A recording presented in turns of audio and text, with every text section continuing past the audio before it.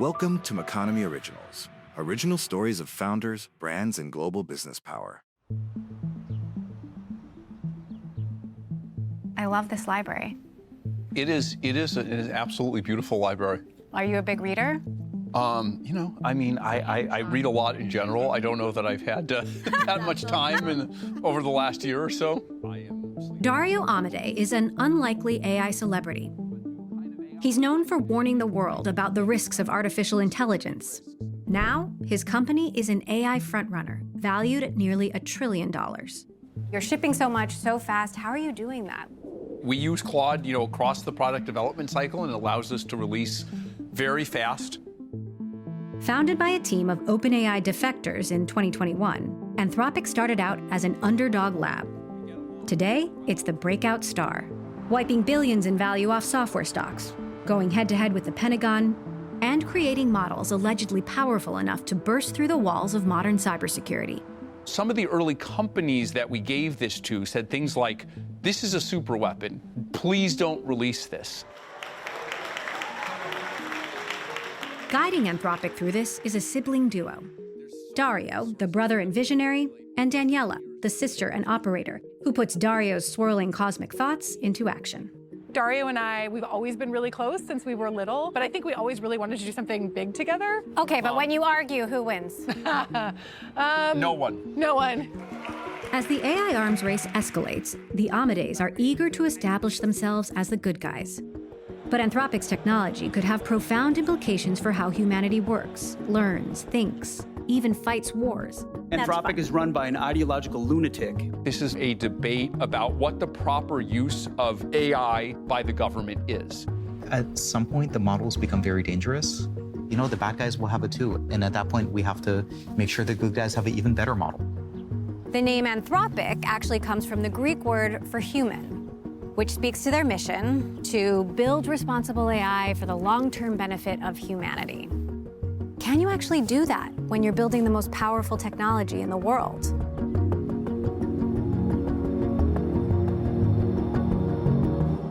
You are at the center of the AI universe right now. What does that feel like? The experience I've had for my whole career, and certainly the whole time at Anthropic, is that there's this kind of smooth exponential. And the experience of the smooth exponential is nothing's happening, nothing's happening, nothing's happening. Little things happen, and then zoom, it goes crazy. So, I was watching this graph for a while, and I said, oh yeah, we'll probably become the AI company with, the most revenue and the most valuation sometime around this time. And indeed it has happened. We're just keeping in mind all the things we usually keep in mind. How do we train good models? How do we put them in good products? How do we make sure that everything's safe? What were you like as a kid growing up in San Francisco? I know your dad was a leather craftsman, your mom worked in libraries. How did that shape you? The whole, first, internet revolution was happening around me, and I had absolutely no interest in it.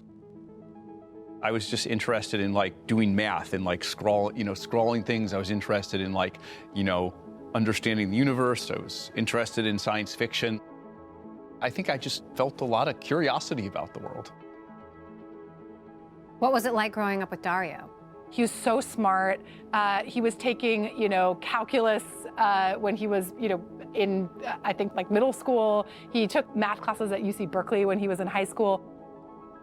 I was actually more into reading and arts, so we were almost like complete complements in that way.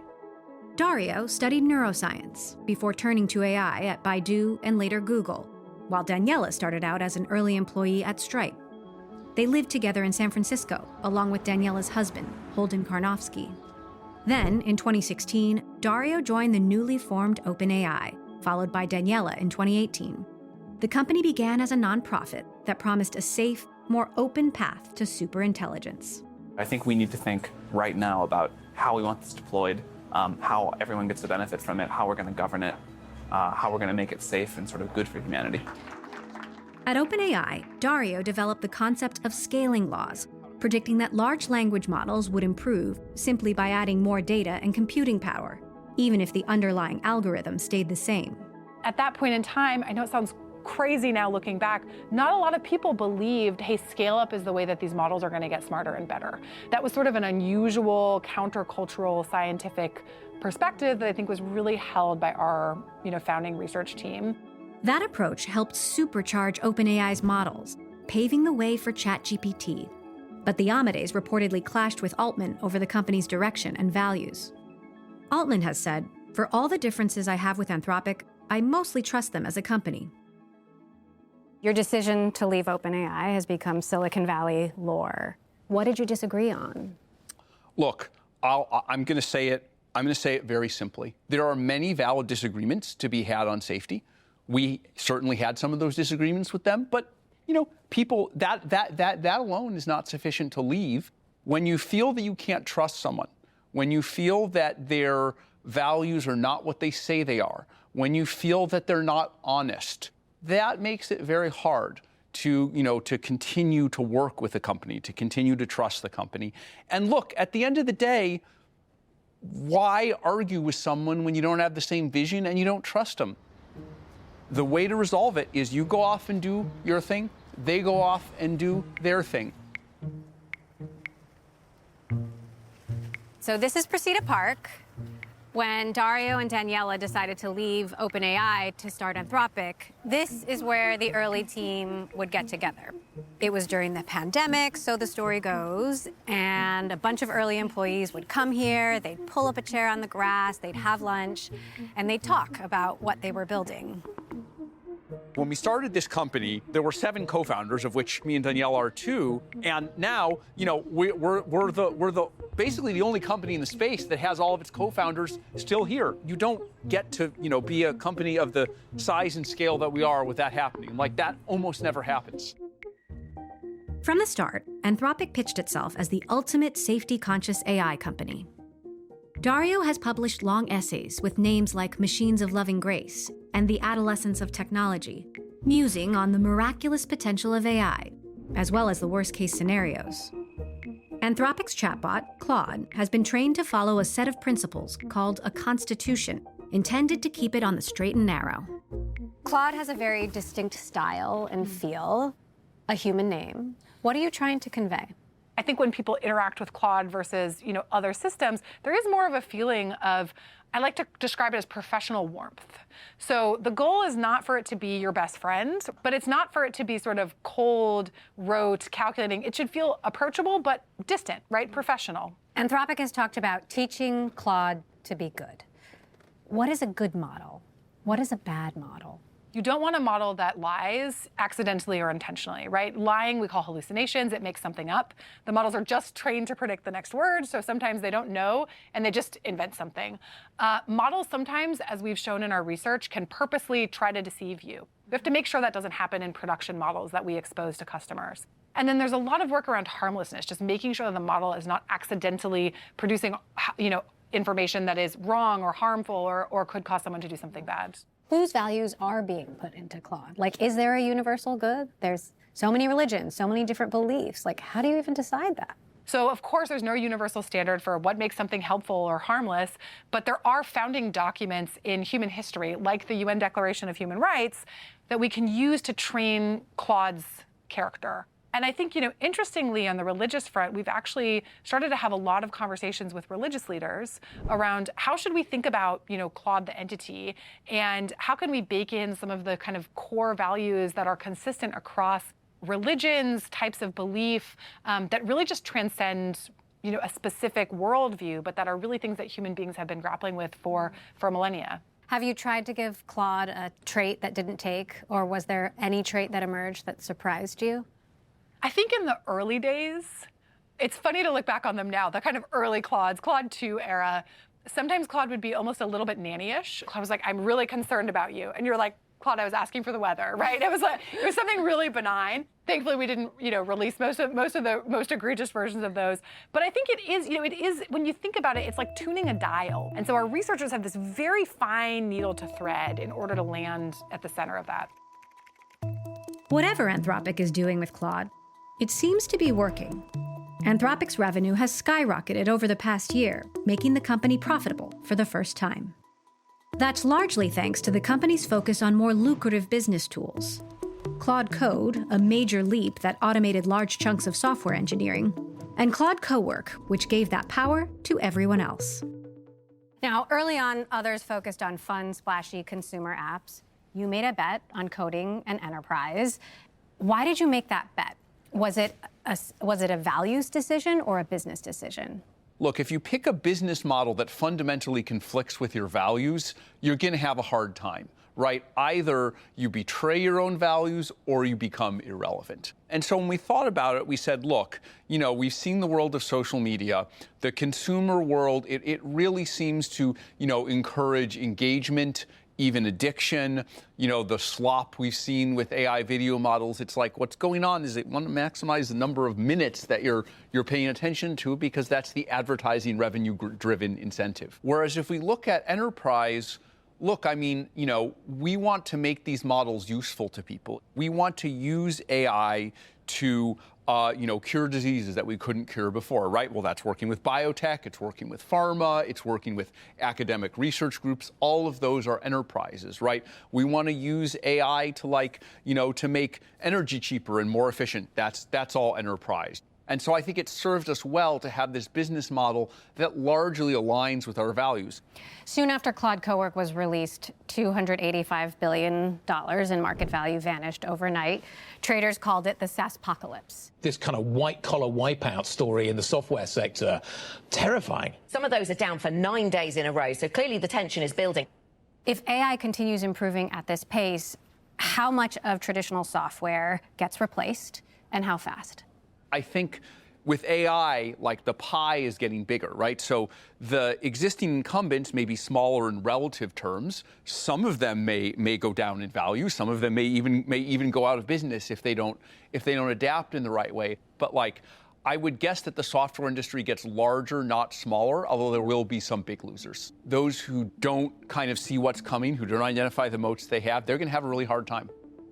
It's sort of the quiet cafe. Anthropic's recent growth spurt might not have happened without this man, Boris Cherny, the engineer behind Claude Code and Claude Cowork.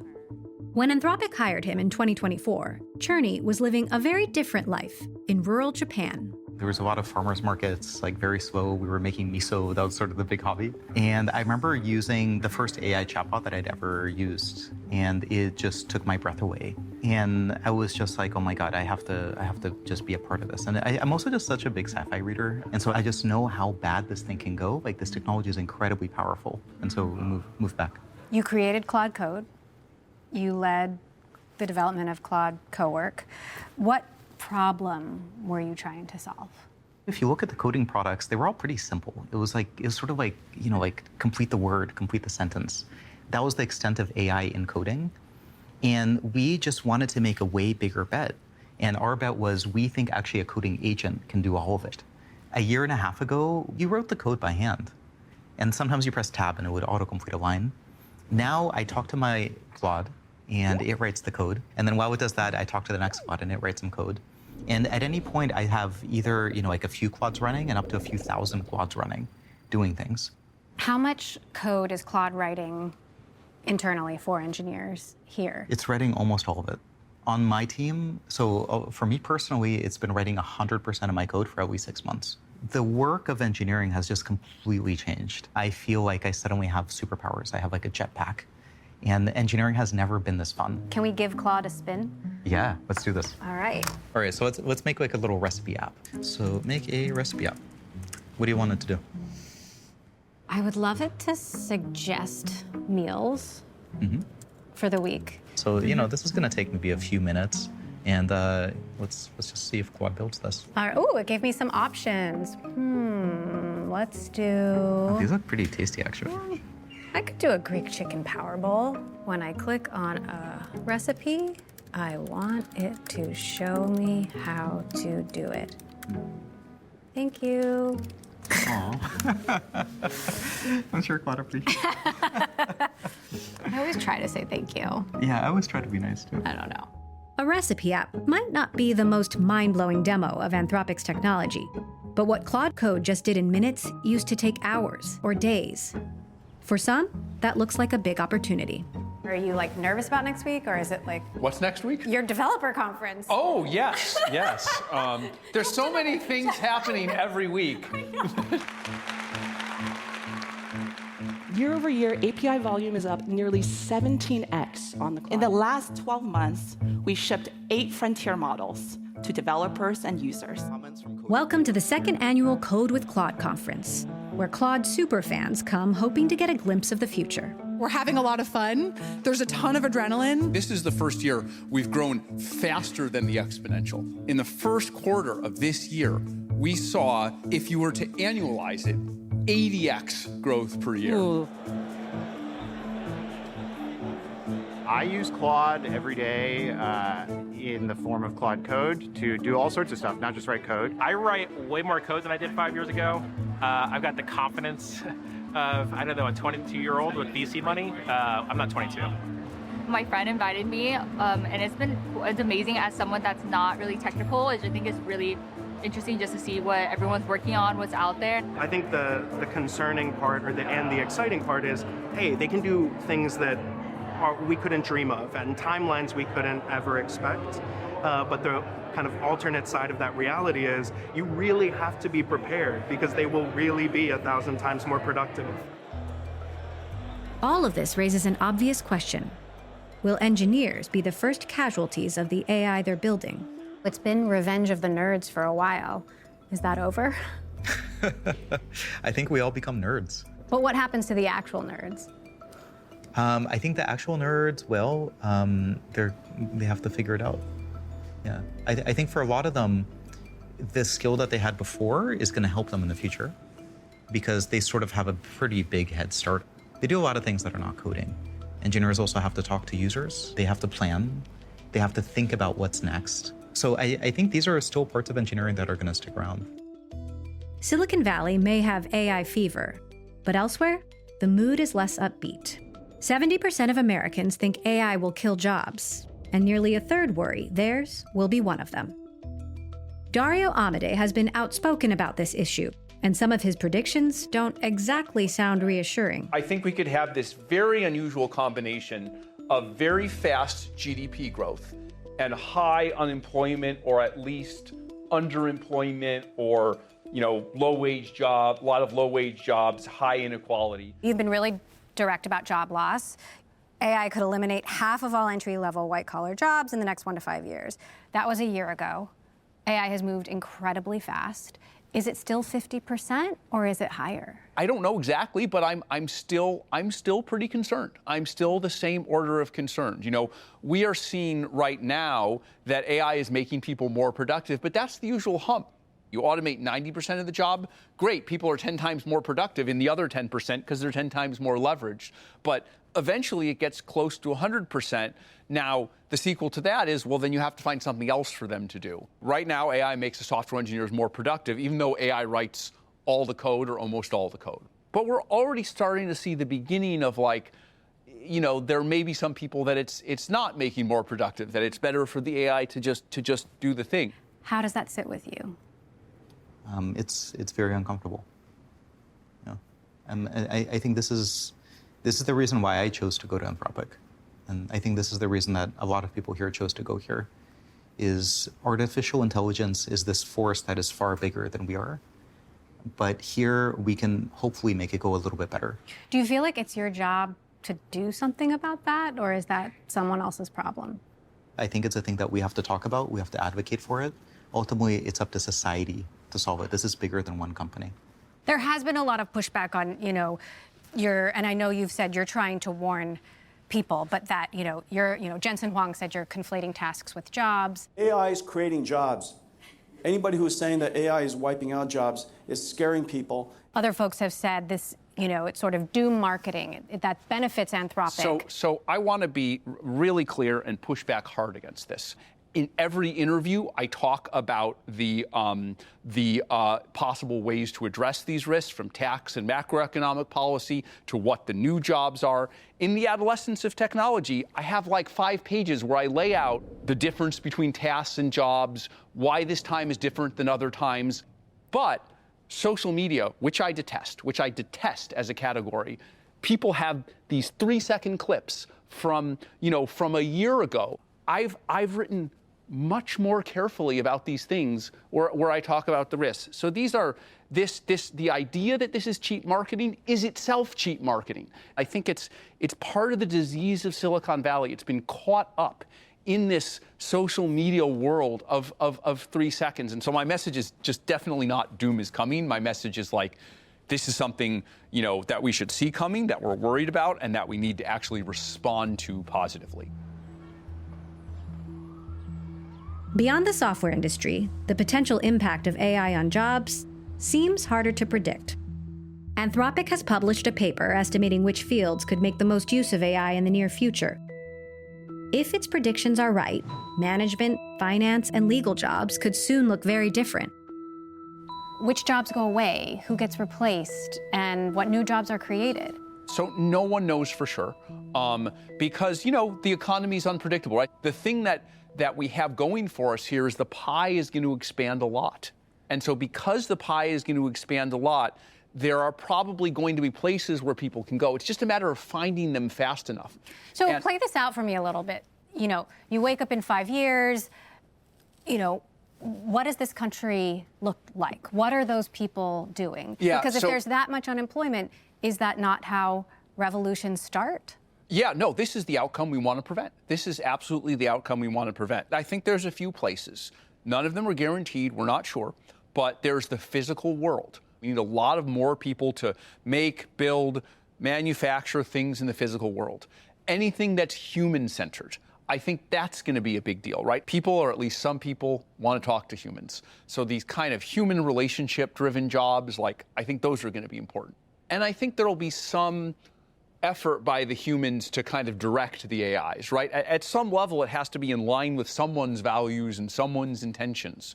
And so I think there's going to be some role there, although I don't know how thin versus how thick it will be. I think I feel a little bit more hopeful that humans will continue to find ways to leverage AI, to be productive, to do the parts of the work that are meaningful to us that only humans can do. I think the human-to-human interaction will never fully go away. The example I often reach for is what will happen in medicine. Today, we hire doctors who are expert diagnosticians. I think AI is going to soon be pretty good at telling you what the suite of options of things that are wrong with you and what tests to run, and you won't need a doctor to do that. But an AI can't physically examine you and say, hey, does it hurt when I press, here? Mm-hmm. They can't have a bedside manner with you that says, tell me how you're feeling about this. How are you coping with going through this process? Mm-hmm. And I think we're going to pivot something like medicine to be much more focused on the interpersonal, because the diagnostic tools are going to become much better. But the interpersonal human part, that's not going to change. Explain this to me. Daniela runs day-to-day operations. All the leadership team reports to you. Yes. No one reports to you. That sounds like a pretty sweet job. It's incredibly freeing. It lets me do all the things that I do much more easily than I would otherwise. Because and she does all the work? Is that what you're saying? I'm just...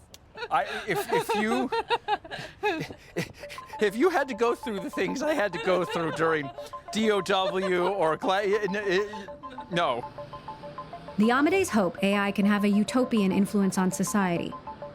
But there's no denying the technology's destructive and dystopian potential. Anthropic is at the center of a technological arms race, with powerful governments vying for control. Dario has charged head-on into this arena.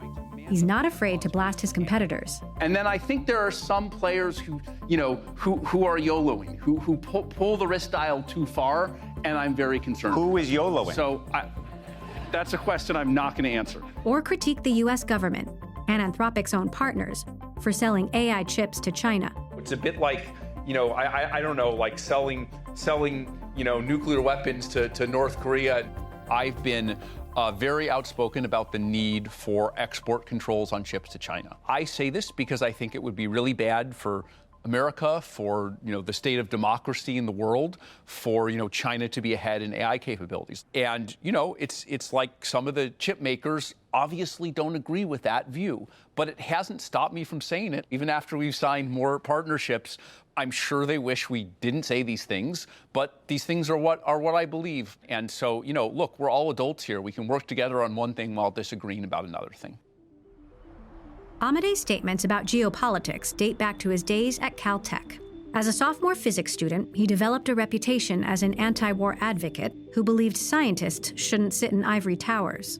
It's a worldview that would later define Anthropic's position on the future of war.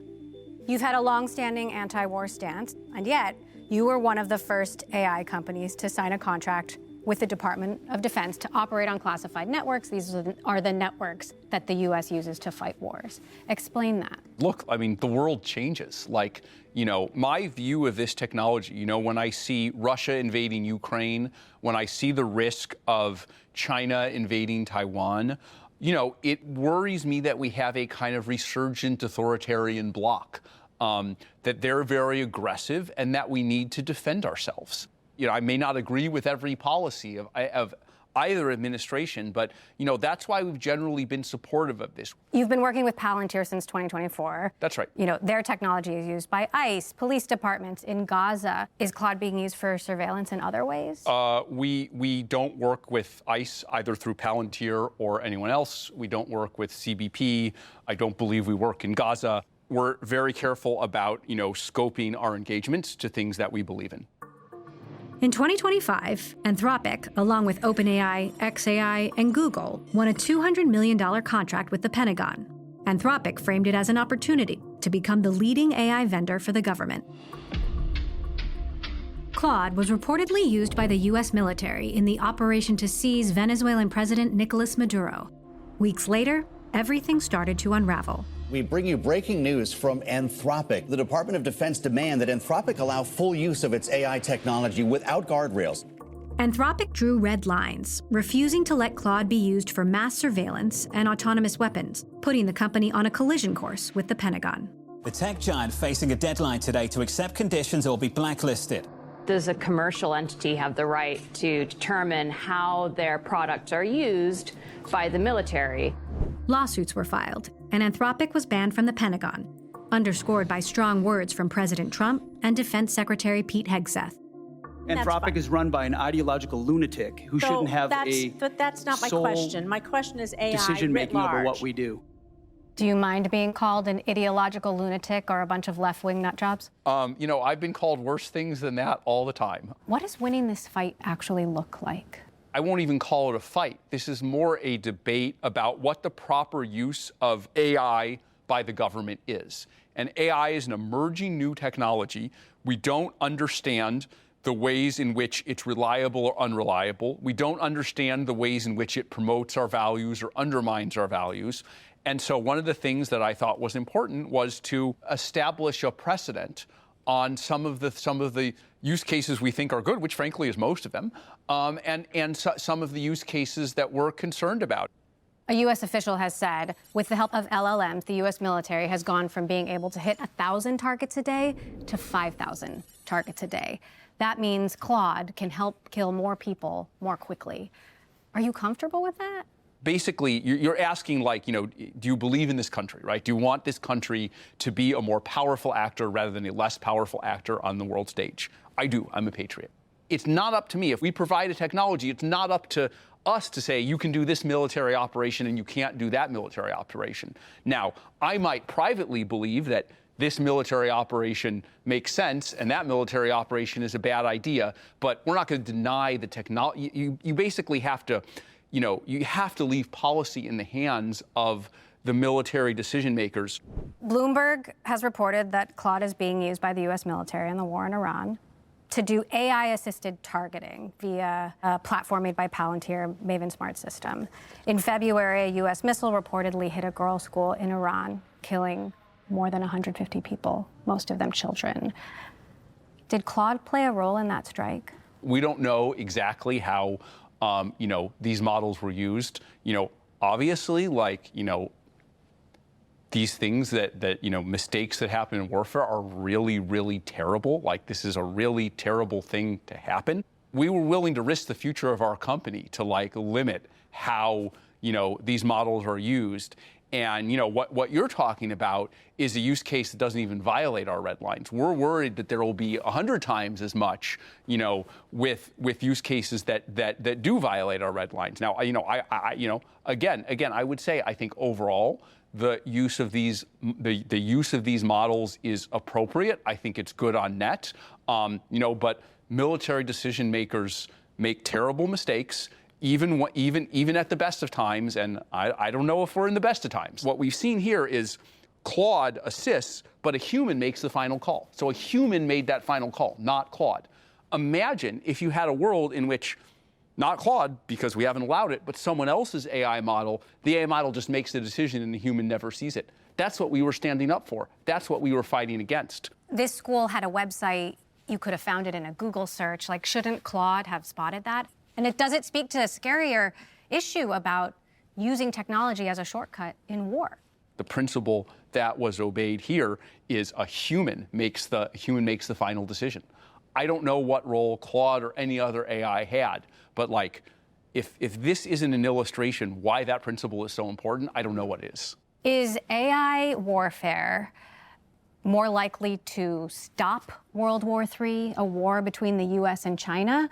Or is it more likely to make it happen? I would say on balance, it is more likely to stop it. But if we have no limits on how it's used, then I think, it could be more likely to cause it. You've seen Dr. Strangelove, right? The premise of it was you have a doomsday device that automatically fires nuclear weapons when it thinks nuclear weapons are being fired at it. What could go wrong, right?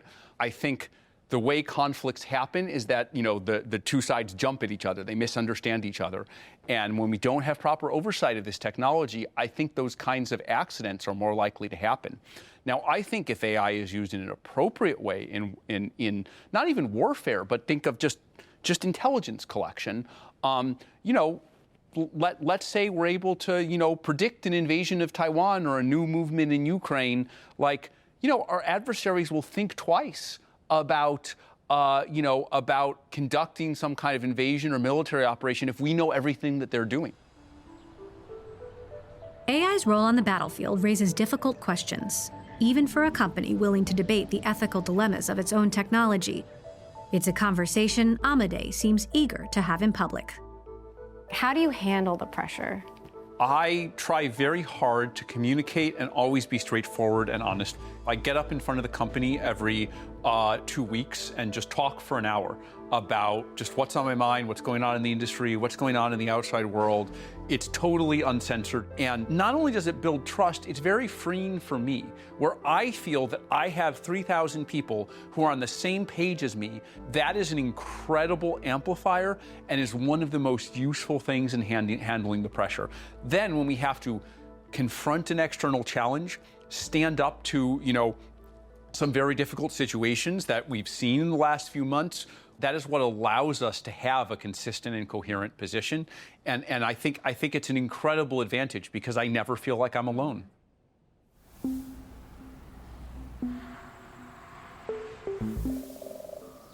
Lurking in the background at Anthropic's headquarters was the surprise development of a new AI model called Mythos. A model so powerful, it spooked everyone.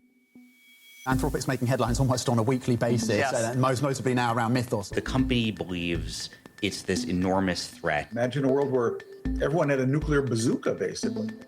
Mythos identified thousands of cybersecurity vulnerabilities, exposing potential flaws in every major operating system. Anthropic signaled that if fully released, Mythos could hack banks, pry open state secrets, and cripple critical infrastructure.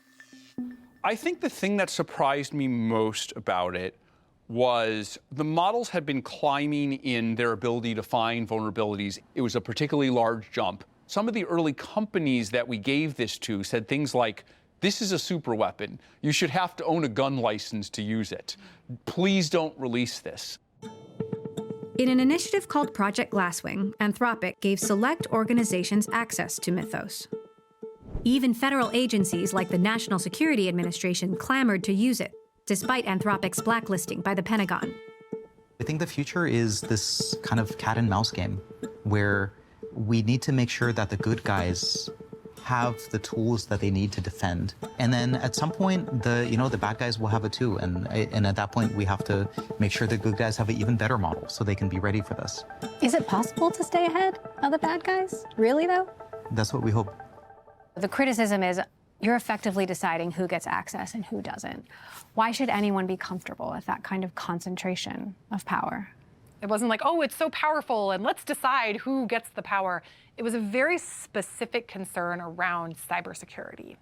And so the way that we decided who to give the model to was grounded in that specific fear. There's obviously nuance to decide, like, where do you draw that circle? I think that's really complicated. I think we've tried to be as publicly open as possible to say, we're trying our best to make this decision well, but like, we might not do it perfectly. What about the folks who say this was just good marketing?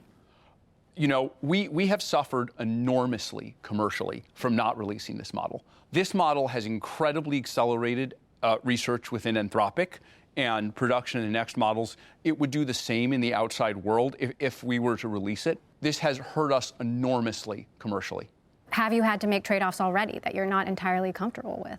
Throughout the entire history of Anthropic has been trade-offs, right? In some ideal world, you would prefer to, before you release the first chatbot, you could spend years studying, every possible thing that could go wrong with it. Now, we did delay the initial release of Claude, but, we did it for a few months. So everything is a trade-off. Now that we're in, what I would describe as a commercially leading position, we can afford to move the dial even further towards being careful, right? That's what the Mythos release was about, right? It's very hard to do something like that if you're not the leading player. There's this argument, why wouldn't the government take you over? Why would they let a private company control technology that's so powerful? So I actually think that's a very serious question, and I share those concerns. I don't think the government should outright take us over. Every previous powerful technology we've seen in history was either built by the government or originated with the government. So nuclear weapons, obviously, initially built by the government. The internet, GPS, cell phones. AI is the first technology that's been built in the private sector. And where government has not really had a serious role and is coming in late to the game. I think that's actually a dangerous and unstable situation. It is not the situation I would have chosen. This technology, I'm scared of companies having it, but I'm also scared of government having it. And then, we need basic regulation of the technology. More and more, as I've seen what we've seen with Mythos, I think we need to start doing pre-release testing, required pre-release testing and auditing of the models. This was an approach the White House rejected initially. On his first day back in office, President Trump, with the help of former AI and crypto czar David Sachs, dismantled President Biden's AI executive order seeking guardrails, instead favoring a hands-off, let Silicon Valley do its thing approach. We believe that excessive regulation of the AI sector could kill a transformative industry just as it's taking off. But with Mythos and its national security implications proving hard to ignore, the White House now seems to want to gatekeep the world's most powerful AI. It's very funny to me how there's a particular group of people in the tech world in Silicon Valley. They started with a position of even having transparency around this technology, even export control. This is all, just totally, it'll apocalyptically destroy our potential to create the technology. It'll kill innovation. And then as soon as they see the first real danger, which I've been expecting all along, there's all this talk of nationalization and the government should just seize it. Come on, folks here, you're yo-yoing from the most extreme anti-regulatory, if you look at us the wrong way, you're destroying the industry, to, this completely communist, the government should grab it all. We need a more sensible, moderate approach. That's the one we've been favoring all along because we've understood the power of this technology. We're not panicking. We're not denying it. We see the smooth exponential, and we're responding to it appropriately.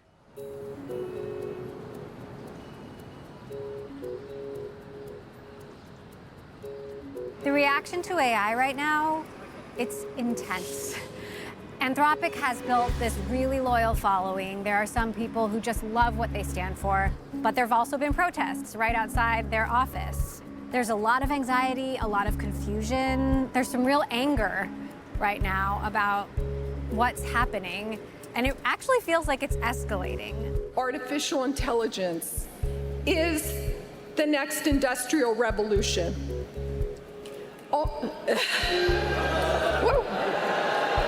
If you look at the data, people are more concerned than excited about what's going on. They think the risks outweigh the benefits, and the truth is, if you talk to the people who are building this, even they will tell you they don't fully know how it's all going to play out. How do you think about the weight of this moment? I worry that something will go wrong. You know, are we doing literally everything we can? We're certainly trying our best. We're certainly trying very hard. What I want is to create a situation where if this set of people can't do it, it couldn't be done. You can't guarantee success, but maybe you can guarantee that. It's getting personal. Sam Altman's home down the street has been attacked. How is that affecting you? It was really scary to read that. I mean, we were obviously extremely relieved that he and his family were okay. In general, I think this is a time, technologically, politically, where unfortunately there's just a lot more rhetoric and words that I think can lead to bad outcomes and bad things happening. I hope that this is a topic we can all just debate, as peacefully as possible. It was scary to me too. I mean, this is like a less savory aspect of the exponential, right? That as AI gets more and more of a big thing, it becomes just such a big deal to society. There's more attention on it. There's been massive backlash against social media. Countries are starting to ban it. Could that happen to AI? I think it's absolutely possible. If the social media companies could go back in time and see the world that they see today, would they do anything differently? I like to think the answer to that is yes. I don't know. If we sort of project some of the challenges that the social media companies have faced around child welfare, mental health, election integrity, all of these topics, we're really lucky that we're second. We view it as our job to try and proactively think about all of the things that could go wrong. Because if we don't, who's going to? I don't know that they actually set out to do the right thing or make the world a better place. And so I don't think if they were going back, they would, even knowing what they do, and they certainly should do things differently, I don't know if they actually will. But we can't. This is why we're trying to get this right the first time, instead of waiting for things to go wrong, then scrambling to justify why it's all okay. The main way I could see AI being, banned or blocked is if something really went wrong. And if something really went wrong, then maybe it deserves to be. You have technologists saying it's going to be amazing and others saying it could be awful. Where are you on that spectrum? I hope the best, but plan for the worst. For me, this is the most important work I've ever done. For some people, it feels like this is the last job because this is sort of it could mean the end of work. And I think for other people, it's, maybe it's not the last job, but it's existential to get this right. And so there's just this kind of burden. If the impacts could be as significant as we're talking about, as significant as Anthropic has warned about, what responsibility do you think Anthropic has to cushion the blow? What do you owe the people whose lives you've upended? I think our view has always been we ultimately are responsible as an industry, the industry that's developing this technology, for thinking through what are the risks, what are the bad things that could happen, and if some of those things come to pass, what is our role in helping to fix them? That is our job, right? We should not just say, well, we were just trying to grow the product and suddenly there's an entire generation of young women who have eating disorders or who have mental health problems because, whoops, we were just trying to grow the product. That's not the stance that I think any technology company should take. I don't think that's the stance that we're trying to take. For a company whose identity is so wrapped up in... We want to do this right. We exist as an AI safety company. How can we just help all of this go well?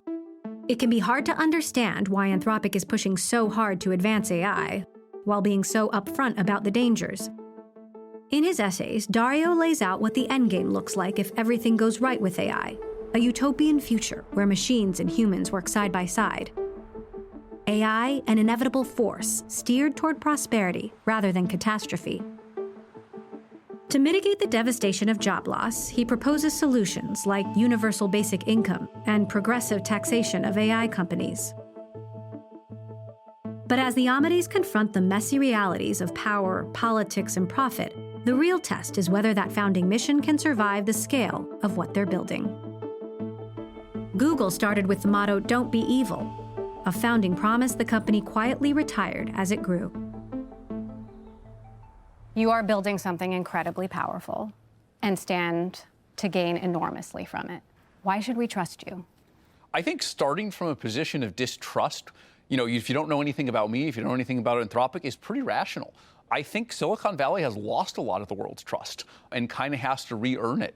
And the message, we're trying to send is we're actually different. And that has to be earned in things that we actually do.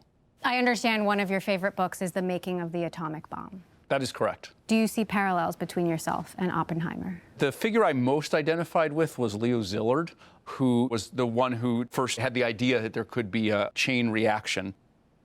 Look, my view is we're not going to get through this with larger-than-life personalities or figures who try and be at the center of everything. In some ways, I actually see Oppenheimer as a failure case, as what should not happen.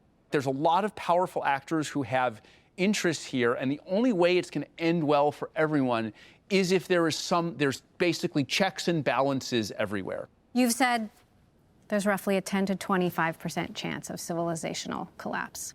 That is not insignificant. Is there a scenario where it's something that Anthropic built that caused that?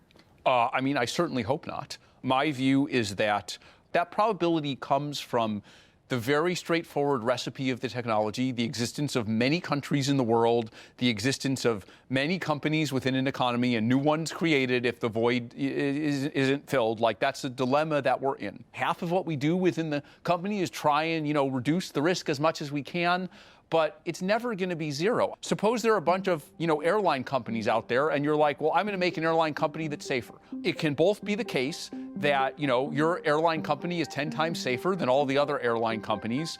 But if someone comes and asks you, can you guarantee that your airplane will never crash? How could you? How could you possibly? But if there was a 25% chance of an airplane crashing, you wouldn't get on that plane. That's right. 25% is too high. We're trying to make that probability much, much lower. That is the goal.